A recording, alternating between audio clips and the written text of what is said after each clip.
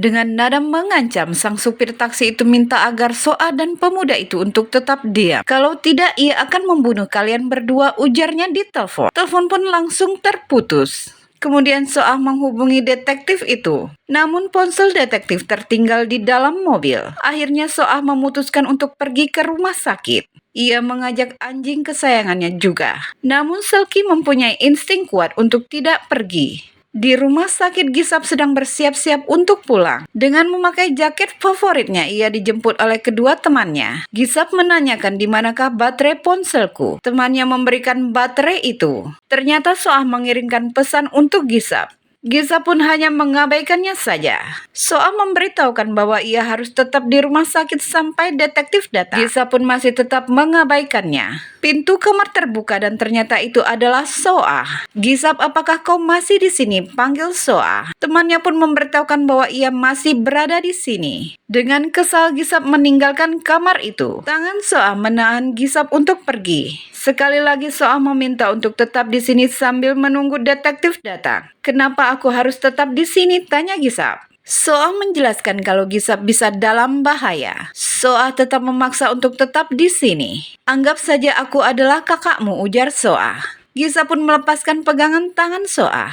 Dengan marah, Gisap berkata bahwa ia akan keluar dari kasus ini dan jangan datang mencariku lagi. Kemudian ia pergi meninggalkan Soa. Ternyata tampak di kejauhan sang supir taksi sedang duduk mendengarkan pembicaraan itu. Di stasiun bawah tanah, Gisap dan teman-temannya menunggu kereta datang. Di seberang sana, Soa sedang menuruni anak tangga stasiun itu. Kereta pun tiba. Di kejauhan, Gisap memperhatikan Soa masuk kereta tersebut. Ternyata sang supir taksi membuntuti Soa dari belakang. Gisap tersadar akan hal itu. Kemudian ia memastikan penglihatannya lagi. Dan ternyata orang yang di kereta itu adalah sang supir taksi. Gisap pun terkejut melihatnya sambil berjalan mendekati kereta itu. Akhirnya kereta itu pun berjalan. Gisap langsung berlari menaiki anak tangga itu. Teman-temannya pun memanggil Gisap. Soa yang sedang duduk di dalam kereta itu. Dan ternyata sang supir taksi itu duduk di hadapan Soa sambil memandanginya. Ponsel Soa pun berdering. Ternyata yang menelpon itu adalah Gisap. Ia berpesan jangan katakan apapun dan hanya dengarkan saja. Gisap menyuruh untuk memakai earphone-nya dan ia akan menghubungi balik dengan video call-nya. "Memangnya ada apa?" tanya Soa. "Kau turuti saja perintahku," bentak Gisap. Akhirnya Soa mengambil earphone-nya di dalam tas dan memasangnya. Gisap pun menghubungi kembali. Sang supir taksi tetap memperhatikannya. Kemudian ia menoleh melihat keadaan di sekitarnya. Gisap memberitahukan bahwa pelaku itu ada di kereta. Ia menyuruh untuk menunjukkan area di sekitar Soa. Dengan memakai kamera belakang, Soa menunjukkan area sekitarnya. Kamera menunjukkan gambar sang supir taksi duduk di depan Soa. Gisap mengatakan untuk turun di pemberhentian berikutnya. Soa pun bersiap untuk turun di pemberhentian stasiun Samsung. Supir taksi itu pun mengikutinya juga dari belakang. Tibalah kereta itu di pemberhentian. Pintu kereta pun terbuka.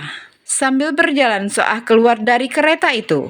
Sang supir taksi pun tetap mengikutinya dari belakang. Kamera ponsel masih menunjukkan situasi stasiun kereta yang sepi. Tidak ada satu orang pun yang di sana. "Bersikaplah normal dan berjalan biasa," ujar Gisap di ponselnya. Gisap pun memberitahukan bahwa ada orang di depannya dan mintalah bantuannya sekarang. Tetapi sang supir taksi itu langsung menodongkan pisaunya ke tubuh Soa. "Jalanlah dengan tenang," bisik sang supir taksi itu dari belakang. Di ujung telepon, Gisap menanyakan apa yang telah terjadi. Soa pun menutup ponselnya. "Ada apa di sana dan katakan sesuatu," jerit Gisap. Gisap pun masih mengejar Soa. Perlahan-lahan tangan Soa merogoh sesuatu di dalam tasnya. Kemudian ia menyemprotkan spray itu ke arah mata supir taksi itu. Soa pun menjerit menyuruh Selki untuk berlari.